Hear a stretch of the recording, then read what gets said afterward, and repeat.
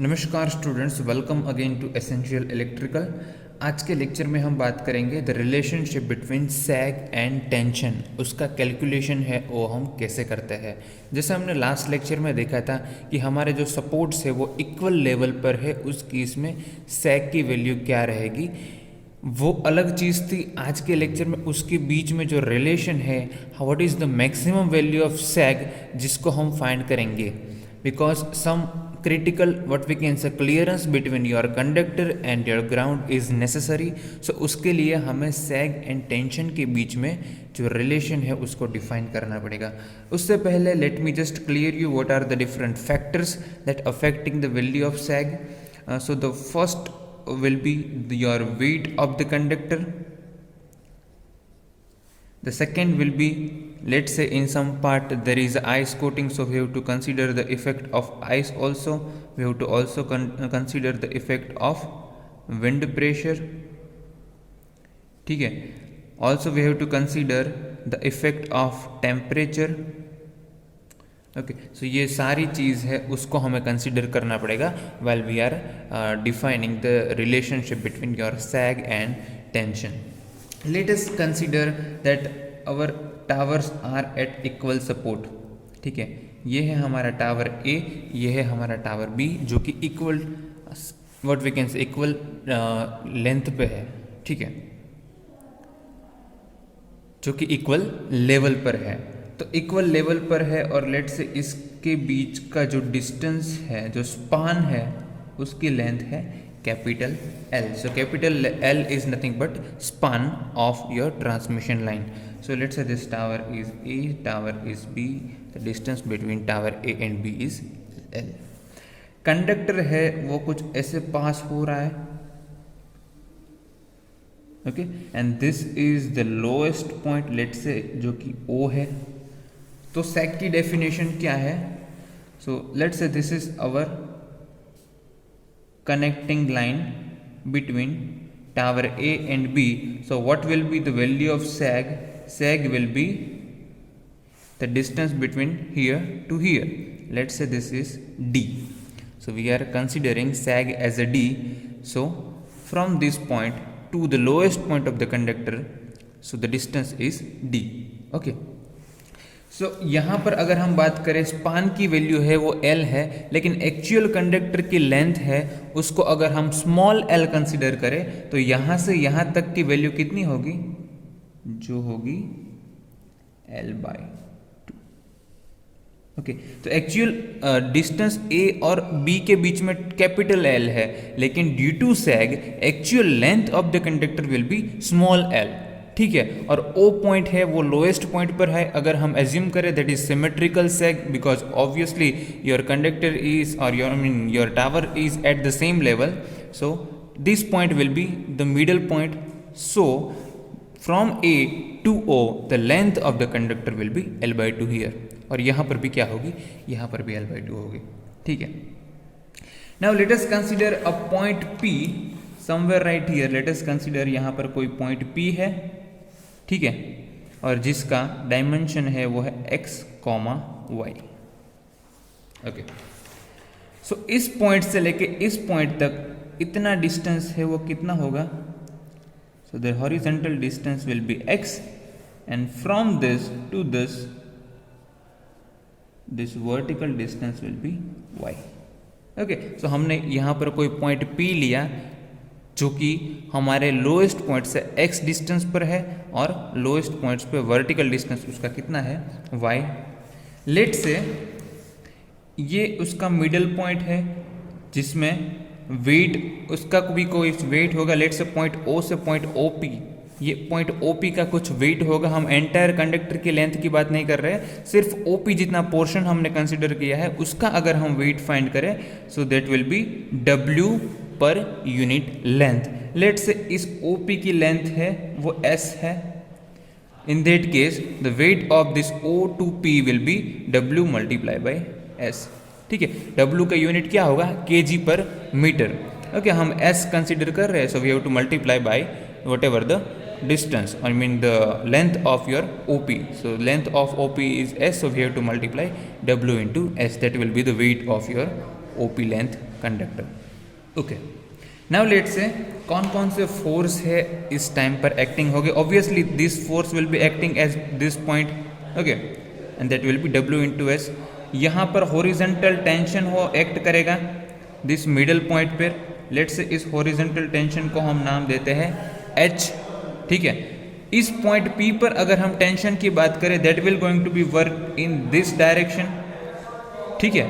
तो इस working tension है इसका हम T लेट से T नाम देते हैं. तो उसका एक हॉरिजेंटल कंपोनेंट होगा, एक हॉरिजेंटल कंपोनेंट होगा. Also that will be a vertical component. So vertical component को अगर हम Ty बोले और हॉरिजेंटल कंपोनेंट को Tx बोले और उसके बीच का एंगल है उसको हम थीटा बोलते हैं. ठीक है. सो आई होप आपको ये समझ में आया होगा कि भाई कौन कौन से वर्किंग फोर्स है. तो obviously this force weight of the conductor will be there at this point P there will be a tension और हमारा जो मिनिमम लोएस्ट पॉइंट है वहाँ पर हॉरिजेंटल टेंशन वर्क कर रहा होगा. ठीक है. आई होप इतनी सी समझ आपको आ गया होगा क्योंकि आगे हम जाएंगे, आगे जो रिलेशन डिराइव करेंगे उसमें ये फंडा है वो इम्पॉर्टेंट रहेगा. ठीक है. नाउ हमारा जो ये कंडक्टर है वो इक्विलिब्रियम कंडीशन में है. Okay, so the conductor is at equilibrium condition and that is why all the vertical forces and the horizontal forces will be same. so यहाँ पर vertical force की अगर मैं बात करूँ so vertical force क्या है, यहाँ पर Ty vertical force है और horizontal force I mean vertical force कौन कौन से है Ty and Ws. so we can write Ty is equal to Ws. Horizontal force कौन कौन से है, हॉरिजेंटल फोर्स यहाँ पर Tx है क्योंकि हमने इस T को डिवाइड कर दिया है Tx एंड Ty में. सो Tx will be I mean I have made one mistake because your Ty will be Ws. yes I am right and Tx will be H. okay. अब बात करते हैं H V and T के बीच में relation क्या है. Late से इसको मैं V बोल देता हूँ. तो Ws is equal to V. Okay, तो H T एंड V के बीच में क्या रिलेशन रहेगा. तो अब हमें पता है लेट से ये पूरा जो ट्राइंगल हो गया यहाँ पर आपको दिख रहा है. तो ये मेरा T हो गया tension T. Ty is equal to मैं क्या लिख सकता हूँ, Ty is equal to Ws और Ws इज इक्वल टू मैंने बोला कि भाई मैं V लिखूंगा अभी. तो Ty इज इक्वल टू मैं V लिख सकता हूँ and that will work on downward direction. So that will work on downward direction. Tx is equal to मैं क्या लिख सकता हूँ, इस Tx इज इक्वल टू मैं H लिख सकता हूँ and that will work on this horizontal direction. ठीक है. तो ये हमारा ट्राइंगल हो गया. Let's say this angle is theta, this is your H, this is your V. Okay, so I hope ये आपको समझ में आ गया है. Let's say this equation is equation number 5 and equation number 6. Equation 5 6 में इसलिए दे रहा हूँ क्योंकि हमने जो लास्ट लेक्चर कंसिडर किया था उसमें हमने जो रिलेशन डिराइव किया था उसमें मैंने इक्वेशन नंबर 4 तक दिया था. ठीक है. तो उससे ही आगे हम बढ़ रहे हैं, कोई नया नहीं कर रहे हैं, इसलिए मैं इक्वेशन 5 6 दे रहा हूँ. ठीक है. अब लेट से ये सैग हमारा जो मिनिमम पॉइंट है आई मीन द लोएस्ट पॉइंट है वो O है. Let's say due to the temperature, due to the weight of conductor, due to ice coating, wind pressure, उसकी वजह से सैग की वैल्यू है वो इंक्रीज हो रही है. सो ये D से ज़्यादा हो जाएगा. उस केस में आपके S की वैल्यू भी इंक्रीज हो जाएगी. अगर S की वैल्यू इंक्रीज होगी तो obviously your X will be increase, your Y will be increase. ठीक है. सो उस केस में let's say when there is a change in S, or we can say S is increased by ds and then corresponding your x and y is going to increase by dx and dy. ठीक है. अगर आपका s में change हो रहा है, let's say this change is ds, so corresponding value of your dx and dy is also going to be happen. Let's say this angle is theta.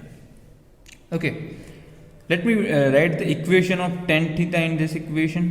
So my tan theta will be dy by dx. Okay, same way यहाँ पर अगर मैं tan theta की value find करूँ तो मैं क्या लिखूंगा, tan theta is equal to your V, V is nothing but W into S, your weight of the conductor divided by horizontal tension H. ठीक है, तो इन दोनों इक्वेशन को मैं साथ में ऐसे लिख सकता हूँ, tan theta is equal to d y by d x is equal to we by H, और v की जगह पर मैं w into S divided by H भी लिख सकता हूँ। Let's say this is equation number 7। ये इक्वेशन बहुत इंपॉर्टेंट है, याद रखिएगा। ठीक है, same from this figure only if we write the equation of ds square using the Pythagoras theorem, then we can write from, let's say इसको मैं figure 1 बोल देता हूँ, ये है हमारा figure 2। So from figure 2 I can write that ds square is equal to dx square plus dy square. So using Pythagoras theorem you can write ds square is equal to dx square plus dy square. Okay, now can you please divide this equation by dx square? So if you do so you will get ds by dx square। यहाँ पर dx by dx that will be 1 हो जाएगा, और यहाँ पर आएगा dy by dx all square. हमने क्या किया, we have divide equation by dx whole square. ठीक है, तो हमें पता है dy बाई dx की वैल्यूज हमने फाइंड की है। So dy by dx is nothing but ws by h। So put this value of dy by dx, you will get ds by dx whole square is equal to 1 plus ws divided by h whole square.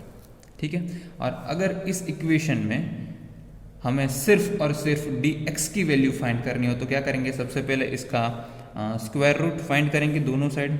तो ये बनेगा हमारा ds by dx is equal to square root of 1 plus ws by h whole square. इसमें से अगर हमें सिर्फ dx की वैल्यू फाइंड करनी हो तो that will be ds divided by square root of 1 plus ws by h whole square. Okay, let's say ये वाला जो इक्वेशन था उसको हम इक्वेशन नंबर 8 बोल देते हैं। This is my equation number 9। Okay, so my equation number 9 is dx, I mean when there will be some increment in your s, there will be some increment in x also, that will be dx, and in y that will be dy। और dx में कितना increment होगा वो हमने यहाँ पर find किया। ठीक है, अगर x की वैल्यू फाइंड करनी हो, so if we integrate this equation both the sides, so if you integrate, you take the integration, you will get integration of dx will be x only is equal to integration of 1 divided by square root of 1 plus ws divided by h square will be first will be sine hyperbolic inverse, that will be sine hyperbolic inverse ws divided by h, और बाकी का ws divided by h का क्या होगा, that will be h divided by w plus k। let's say this is equation number 10। k क्या है यहाँ पर, k is the constant of your integration। if we are supposed to find the value of constant of your integration, now let me apply the initial condition। so if you apply the initial condition in this equation, you can easily find the value of k। how we can do this, let's say when this value of x is 0, ठीक है, हम जो x की value है उसको हम 0 करेंगे कब, ये पॉइंट P है, अगर यहाँ पर होगा उस केस में x की वैल्यू क्या होगी 0, उस केस में s की वैल्यू भी क्या होगी 0। ठीक है, तो ये पॉइंट P अगर यहाँ ना होता और यहाँ पर होता तो उस केस में s की वैल्यू 0 होती, अगर s की वैल्यू 0 है तो x की वैल्यू भी क्या होगी 0। ठीक है, so put x is equal to 0 and s is equal to 0 in this equation। so if you put right 0 here and 0 here, so you will get k is equal to 0 only। okay, Now this will be the value of k. So we can write now the equation of x by putting the value of k in this equation. That will be h divided by w sine hyperbolic inverse ws divided by h. Okay और हमें अगर s की value चाहिए, हमें अगर इस s की value चाहिए तो हमें x की वैल्यू मिले, ठीक है। यहाँ o से लेके p तक का जो डिस्टेंस है s, उसकी अगर वैल्यू चाहिए तो इसमें से अगर हम s निकालें तो we can write this equation s is equal to h divided by w sine hyperbolic wx divided by h. Okay, so you have to just cross multiply everything. So wx divided by h will be there, and that will be your sine hyperbolic term, and this h and w will be right here. Okay, let's say this equation is equation number 11. Okay, now let me give you, let's say हमने इस p को इस point पर लिया और उस point पर हमने फाइंड किया कि भाई हमारे s की वैल्यू क्या रहेगी। लेट्स से ये पॉइंट p है वो यहाँ पर है, एट पॉइंट b है, ठीक है। उस केस में मेरे s की वैल्यू क्या रहेगी, माई s विल बी l/2, क्योंकि मुझे पता है अगर ये l/2 है तो ये भी क्या रहेगा l/2। अगर ये पॉइंट यहाँ पर होगा तो उस केस में s की वैल्यू क्या रहेगी, यहाँ से लेके यहाँ तक जो कि होगी small l/2। I am not talking about capital l/2, that will be small l/2। तो उस केस में यहाँ पर है तो पी एक्स कोमा वाई, तो x की वैल्यू क्या होगी, x will be my l/2 and that will B capital l/2, क्योंकि टोटल l ये है तो यहाँ से लेके यहाँ तक क्या होगा, it will be capital l/2। So when my point p is here, in that case your x will be small l/2 and s will be capital l/2। Very easy. Okay, so just put the value of x is equal to small l/2 and y is equal to capital L/2 in this equation. So l/2 h divided by w sine hyperbolic w x is equal to now capital L/2 h तो यहाँ पर है ही, ठीक है। अगर इसमें से मुझे सिर्फ l की वैल्यू फाइंड करनी हो, that will be 2h divided by w sine hyperbolic WL divided by 2h, ठीक है। Let's say this is equation number 12। Okay, ये क्या हो गई, L is nothing but our total length of the conductor between support A and support B। अब यहाँ पर आप ध्यान से देखेंगे कि ये पूरा साइन हाइपरबोलिक टर्म है। So if we expand this term only, so if we expand this hyperbolic term in case of series, you will write this equation like L is equal to 2h divided by w। इसको हम लिख सकते हैं 1 divided by 1 factorial WL divided by 2h plus 1 divided by 3 factorial WL divided by 2h cube plus so on। Okay, so ये पूरी series अगर हम sine hyperbolic WL divided by 2h की लिखेंगे तो कुछ ऐसी रहेगी, ठीक है। यहाँ पर हायर ऑर्डर टर्म्स है उसको हम नेगलेक्ट कर सकते हैं, बिकॉज उसकी वैल्यूज़ है वो बहुत कम रहेगी, तो उसको हम इजीली नेगलेक्ट कर सकते हैं। So if you simplify this equation, approximately this will not be the actual but I mean the very nearer value of L can be written as, अब यहाँ पर देखिए 2h डिवाइडेड बाई w को अंदर multiply करेंगे, 1 divided by 1 factorial will be 1 only. यहाँ w cancel हो जाएगा, h कैंसिल हो जाएगा, ठीक है। तो यहाँ पर सिर्फ l बचेगा। ओके, यहाँ पर अगर हम मल्टीप्लाई करेंगे तो 3 multiply by 2 that will B 6, ठीक है। अगर यहाँ से 2 और यहाँ से 2 कैंसिल हो जाएगा, तो इसको अगर मैं सिंप्लीफाई करके लिखूँ, यहाँ l भी, यहाँ पर भी l है, सो दैट विल बी 1 यहाँ पर रहेगा, l² यहाँ पर रहेगा, क्योंकि यहाँ पर l³ है, उसमें अगर हम l को निकालेंगे तो l² तो फिर भी यहाँ पर रहेगा, ठीक है। और एक w यहाँ पर है, w³ यहाँ पर आएगा, तो एक w कैलकुलेट होगा फिर भी कैंसिल होगा, फिर भी w² तो रहेगा, ठीक है। और डिनोमीटर में आएगा 24h², l³ है, l यहाँ से कैंसिल हो जाएगा, सो that will be your equation of length. Let's say this is equation number 13। Okay, now if you look at the equation number 7 and equation number 11 again, let me show you the equation number 7. This is our equation number 7. मैंने बोला था ये important है, that tan theta is equal to d y by d x is equal to we by h. V क्या है हमारा weight of the conductor, h क्या है हमारा हॉरिजॉन्टल टेंशन, वी को हम डब्ल्यू इंटू एच भी लिख सकते हैं. This is our equation number 7 and here is your equation number 11. ठीक है, अगर इक्वेशन नंबर 7 और 11 को हम यूज करें and we will write the value of d y by d x,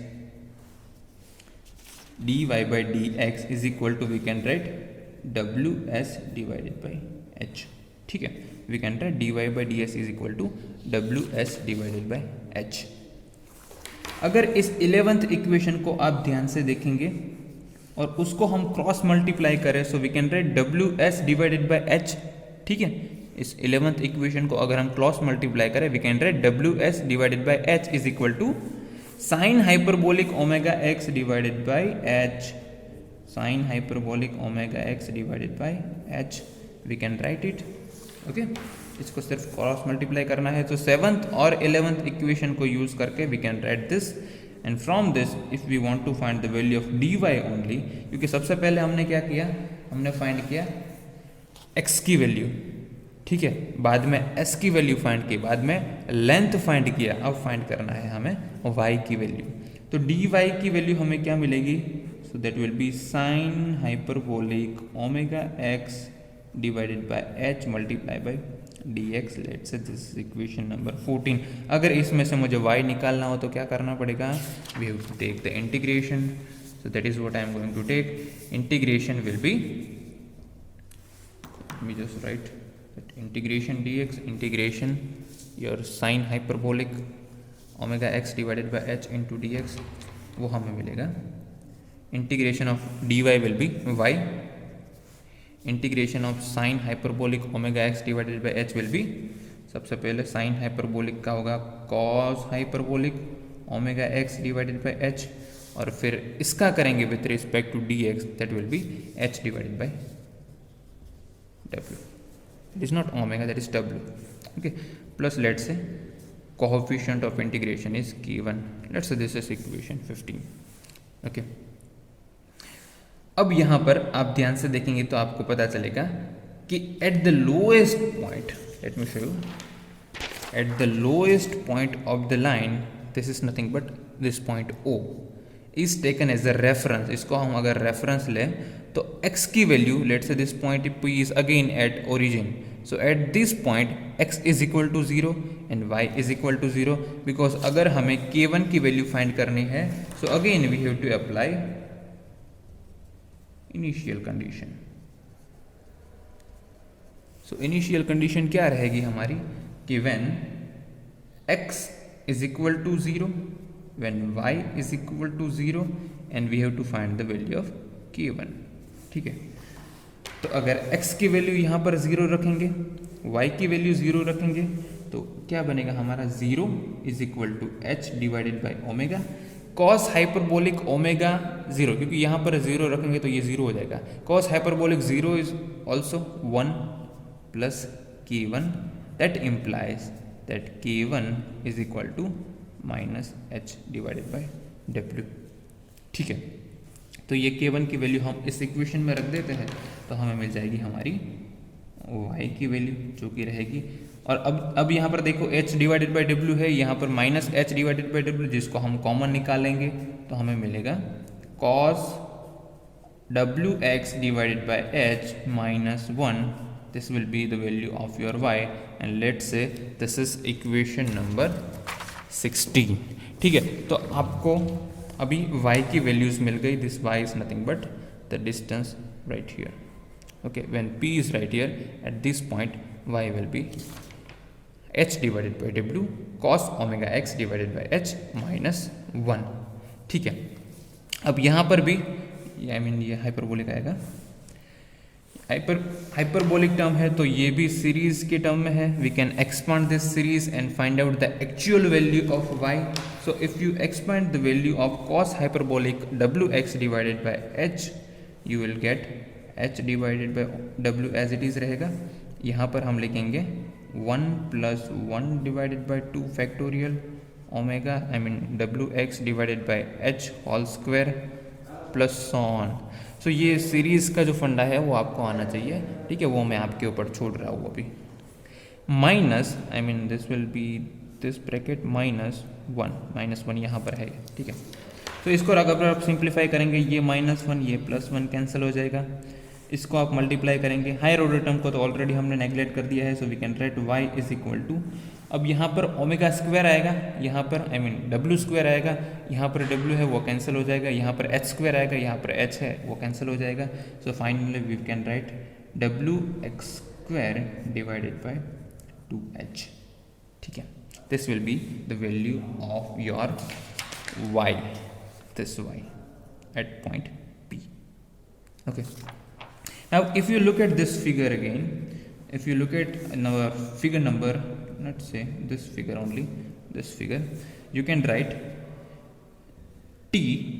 If you want to find the value of tension T, that will be equal to, if you apply the Pythagoras theorem, h square plus v square. Okay, so T is equal to h square plus v square, and if you take h common or h square common, you can write 1 plus v by h whole square, ठीक है। यहाँ से अगर आप h square का common निकालेंगे, so you have to divide it by h square.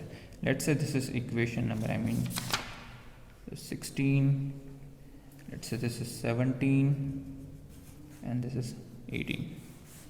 Okay, now we know that T is equal to, I mean h square root of 1 plus v by h is nothing but dy by dx. So we are putting dy by dx whole square. Let's say this is equation number 19. From the equation number 16, we want the value of y, and from this y we will get dy by dx, and we can put this value of y into this equation, ठीक है। Equation number 16 में हमारे पास y की value है, उस y की value में से हम dy by dx फाइंड करेंगे, उसको हम इस इक्वेशन में रखेंगे। सो वी विल गेट सबसे पहले डिफरेंशिएशन कर देते हैं। तो y तो हमारे पास है, उसका अगर हम डिफरेंशिएशन करेंगे with respect to s, dy by dx। Okay, so h by डब्ल्यू ये तो कांस्टेंट है, तो h बाई डब्ल्यू तो एज इट इज रहेगा, multiply by cos hyperbolic omega x divided by h। तो उसका क्या होगा, उसका होगा sine hyperbolic omega x divided by h, ठीक है। और बाद में इसका भी होगा, वो क्या होगा, omega divided by h, I mean W, काफ़ी बार मैं ओमेगा बोल रहा हूँ, so you have to just consider W only. Okay, W divided by h, ये -1 है, उसका डिफरेंशिएशन तो 0 हो जाएगा, ठीक है। सो वेरी इजी, सो ये डब्ल्यू कैंसिल हो जाएगा, h कैंसिल हो जाएगा, so ultimately we will get dy by dx is equal to sine hyperbolic wx divided by h. Let's say this is equation number 20. Okay, so put this equation number 20 into equation number 19, so where we need the value of dy by dx. Okay, so if you do so you will get 1 plus dy by ds is equal to sine hyperbolic wx divided by h, and that will be whole square. Okay, इसको simplify करेंगे तो आपको tension की value मिल जाएगी ना, 1 plus sine hyperbolic omega x divided by whole square, और we have to take the square root, so that will be nothing but your cos hyperbolic wx divided by h. Let's this is equation number 21. So this will be the value of tension t at this point. Okay, ये tension t की value हमें मिली. Now let us finally define the relationship between your sag and tension. तो अब d की value find करते हैं in terms of t. तो इस t का जो इक्वेशन है, again there is a series, so if you expand this series, I mean this cos hyperbolic series, you will write t is equal to h. t is equal to h because I mean let's say यहाँ पर x की value है, क्योंकि हमें t की value चाहिए at this point, at the lowest point, ठीक है. x की value let's say when x is equal to total length divided by 2, I mean the L by 2. सो हमें चाहिए मैक्सिमम वैल्यू ऑफ सैग हम कितनी रख सकते हैं, ठीक है, ताकि हमें जो क्लियरेंस की वैल्यूज़ है वो मिल सके, क्योंकि हमारा जो सीज़न है विंटर, मानसून, समर में तो सैग की और टेंशन का जो रिलेशन है that will going to be change and maximum sag will be in case of your summer condition. So maximum sag will be this, let's say is D. At this point your value of x will be L by 2.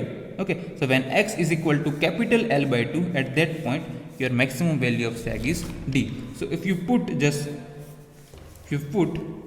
x is equal to L by 2 in this equation, you will get h cos hyperbolic W L by 2h.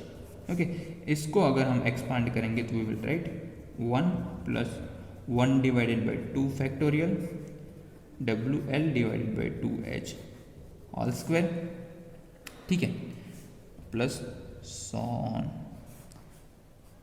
Let's say this is equation number 22 and this is 23. बहुत सारे equations हो गए हैं अभी. So this will be some, I mean this 2 minutes of this lecture only.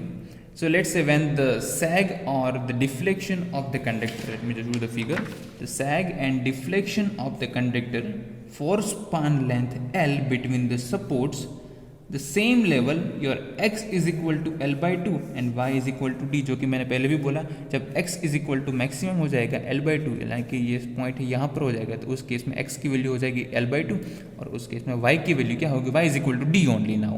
बराबर, हमारी जो y की वैल्यू है क्या है, equal to sag. So at this point x is equal to L by 2 और y is equal to D. That is D is nothing but our sag. Okay, so उस case में ये equation हम लिख सकते हैं,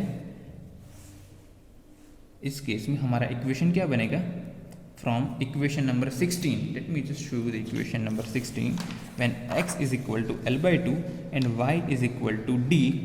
So if you put y is equal to D, y is equal to D right here, h divided by w as it is, and x is equal to what, L by 2 cos hyperbolic w x is equal to L by 2h minus 1. ठीक है, अब यहाँ पर क्या करेंगे, cos hyperbolic omega L divided by 2h की series है, तो वो तो हमने यहाँ पर फाइंड की है, इस सीरीज़ को हम यहाँ पर रख देंगे पूरी, ठीक है, h नहीं रखेंगे, सिर्फ ये सीरीज़ की वैल्यू रखनी है हमें. तो क्या होगा, ये 1 और ये 1 कैंसिल हो जाएगा ऑब्वियसली, क्योंकि ये +1 है, ये -1, तो ये चला जाएगा. अगर हम सीरीज़ की बात करें तो cos हाइपरबोलिक टर्म तो है यहाँ पर, ठीक है, तो cos हाइपरबोलिक है तो ये सीरीज रखेंगे तो ये पूरा निकल जाएगा, ये वैल्यू भी निकल गई. अब हमारे पास सिर्फ रहा 1 डिवाइडेड बाई 2 फैक्टोरियल. अब यहाँ पर मैं लिख देता हूँ तो आपको समझने में दिक्कत ना हो. That will B 1 divided by 2. इसको भी सिंप्लीफाई कर देता हूँ, w square L square 4h square, ठीक है. अब यहाँ ध्यान दीजिए, ये h कैंसिल हो जाएगा, w कैंसिल हो जाएगा, ठीक है. तो आपका जो इक्वेशन बनेगा, this 4 into 2 will be 8, so w L square divided by 8h. This is equation number 24. This will be your last equation. Okay, let me use another pen. This will be the value of your D, that is nothing but your sag. Okay, so that will be the relationship between your sag and tension, because H is nothing but your horizontal tension or the tension at the lowest point O.